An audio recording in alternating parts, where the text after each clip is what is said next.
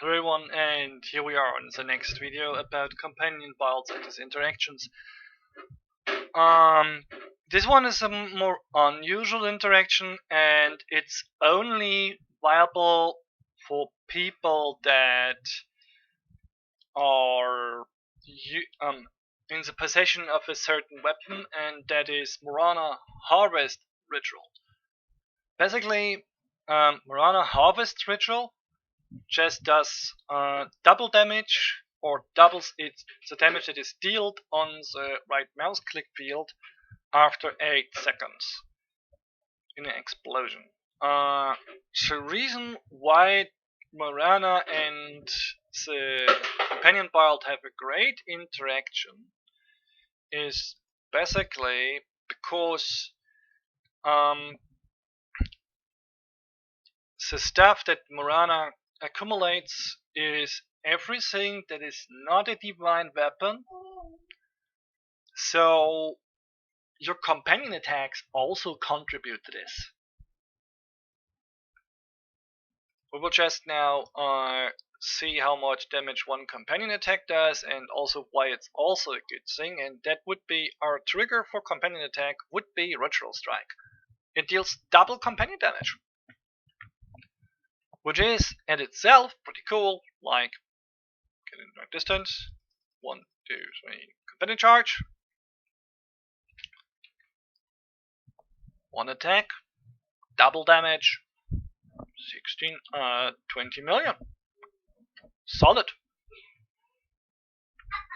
It's not as fast as Soundweaver, but its damage per self-triggered attack is pretty high. So if we now use the Overload module, which is a requirement to do this efficiently, and Morana, we can, for example, use a burst that is slightly modified to make use of this certain attack step. So let's get this going. We are starting with our now rotation, setting this up, and now as we are starting, we are now just ignoring everything else. Try to reapply our field all time as long as we have companion charges. I will now just go until the next burst would be ready. Now I'm reached the threshold and can just go leash, and with the leash I then get back up my HP. Now I would be ready, going back. That gives me one burst, so to speak, with 15 companion attacks that do berserker mode damage, and get also accumulated into the cursed land for a decent chunk of damage for just one rotation, like basically an off rotation and a full rotation. So now let's compare to a normal burst, which would be like this one.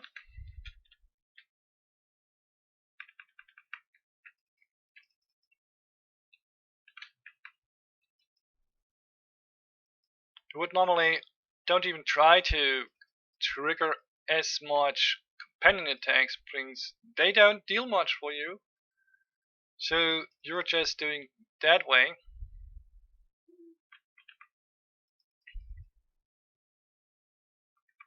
I'm pretty lucky with my skulls though, so perhaps I will be out damaging my companion build, but that was not the point. The point was explosion comes now.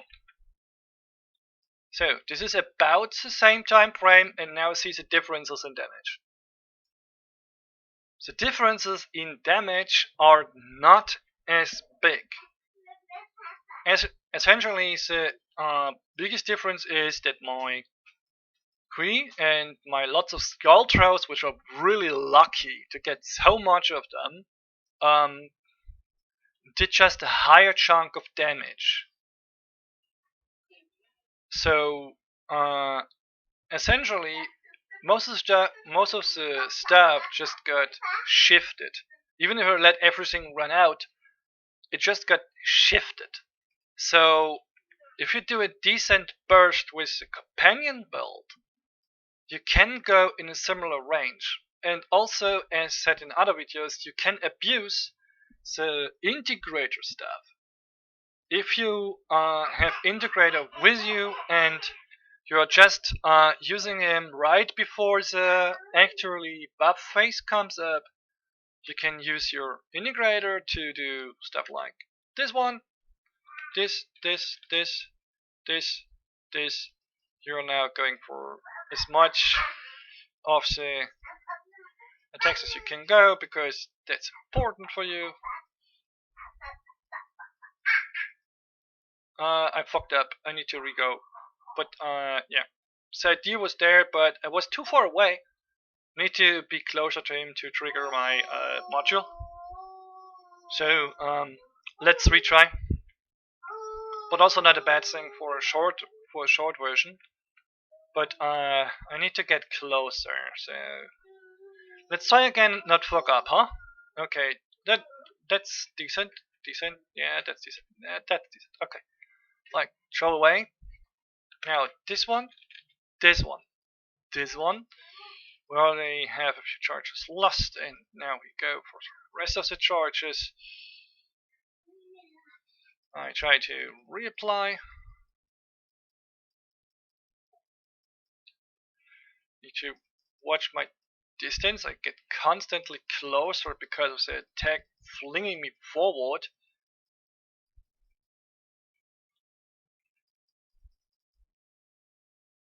Still not done, so this is the last thing I can add to it. So 40 seconds burst. So with the usage of the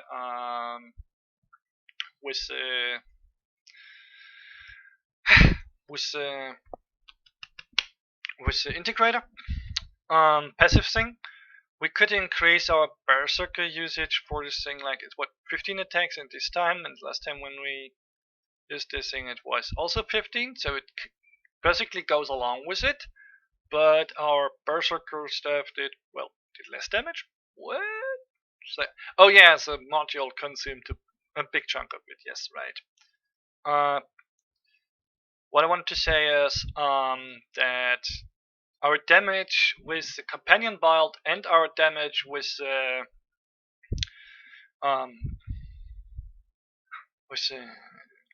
normal builds are pretty close to each other, just because you can apply buffs on the same running matter. I think I could even squeeze out a bit more damage out of it if I throw away this thing here. This. Right click. Companion charge consume. Companion charge consume. Consume. I just have to see that I don't have charges anymore. And now that I don't have charges, I just go this way. When I now have charges again, I'll go this way. Make sure I go this way.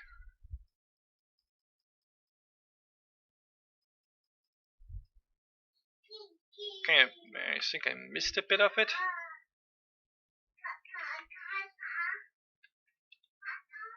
So let's see. It is about the same, yeah. Okay, this was a bit better because I worked more with the other skills in the set. I'm normally not using companion builds on Necro, but what I want to showcase is that you have a good interaction with it, especially with Morana, because it collects the damage you deal and just double it again. And that pretty much is a good thing for you to use this build on too. So that's the interaction with Necromancer. His damage output, as said, is comparably strong. If we yes, hello, my child. If we see this going, we can clearly say that both builds have a good interaction with each other, and since we can heal back up as Necromancer, you can reliably stay with your companion attack stuff on the Overload module. So that's basically sums up what you can do with Necromancer and the companion build. I hope you enjoyed it, and see you later.